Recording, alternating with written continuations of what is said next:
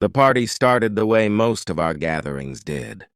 Music low enough for conversation. Soft light spilling from the kitchen into the living room.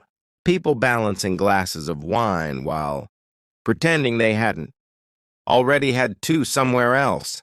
I remember standing near the counter, cutting a lime for someone's drink, listening to the steady hum of voices moving through the house. It was a comfortable noise, the kind that usually made me feel like we had built something stable here. My wife moved easily through the room, greeting people with the same bright familiarity she always had.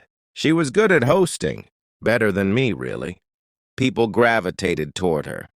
For a while, everything felt normal, but there's a strange moment when you start noticing something you've probably been ignoring for a long time. Not one clear event, just small things that don't sit right. I saw her across the room leaning toward Daniel, one of the guests who had arrived late. They were laughing at something I couldn't hear. Her hand touched his arm for a second longer than necessary. I looked away. At first, I told myself I was reading too much into it. Parties create strange little pockets of conversation. People lean in close. It doesn't mean anything. Still, every time I glanced up, they seemed to be near each other again. Not always touching, not always even speaking, but aware of each other in a way that felt practiced. I focused on refilling bowls of snacks and checking the music. Hosting gives you a lot of small tasks that look useful from the outside, but mostly help you avoid thinking. The longer the night went on, the louder the house became. Someone opened another bottle of wine. Laughter rolled out onto the balcony where a few people had stepped outside. Yet I felt oddly removed from it all. Standing in my own living room felt like watching a scene from somewhere slightly outside the frame. Every so often, my wife's eyes met mine across the room.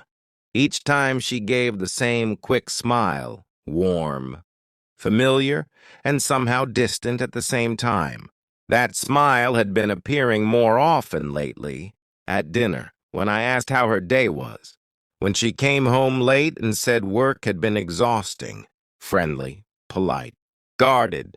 I realized, standing there with a glass in my hand, that I had been slowly adjusting to that distance for months, not confronting it, just stepping around it like a piece of furniture we both pretended wasn't there.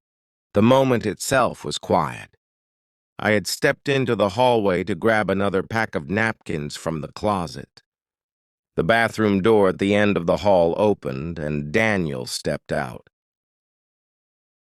A second later, my wife followed. They both froze when they saw me. Not dramatically, just a small pause. The kind people make when they realize a conversation might need explaining.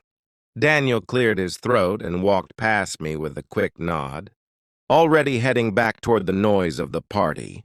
My wife lingered in the hallway for half a second before following him.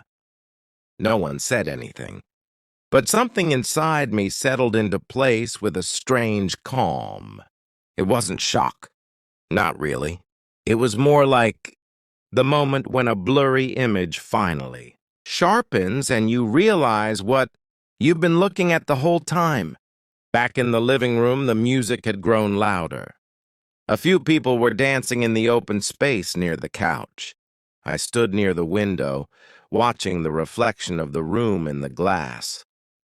10 minutes later, the doorbell rang.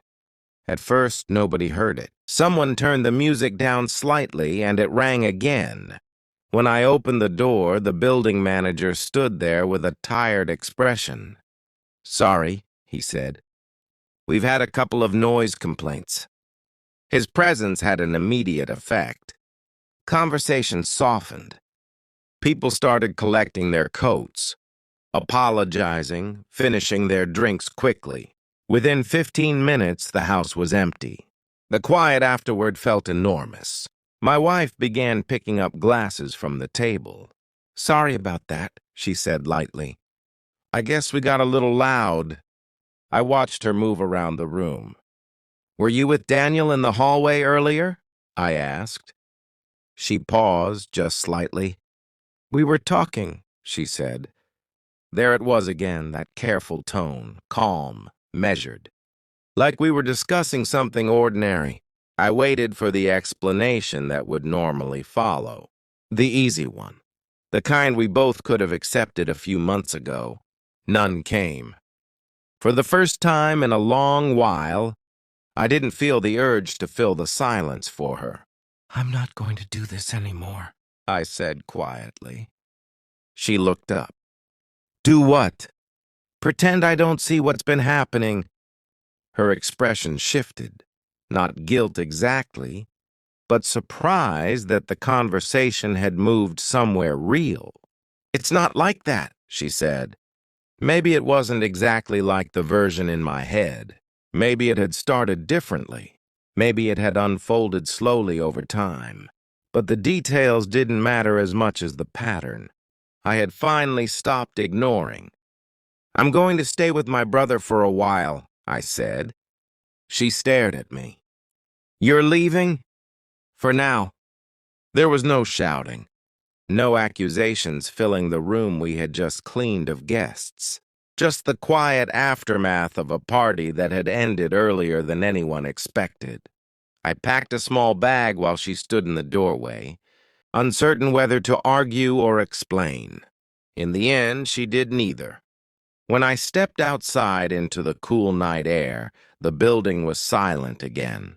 The party had started like any other. But somewhere in the middle of the noise, the part of me that kept pretending everything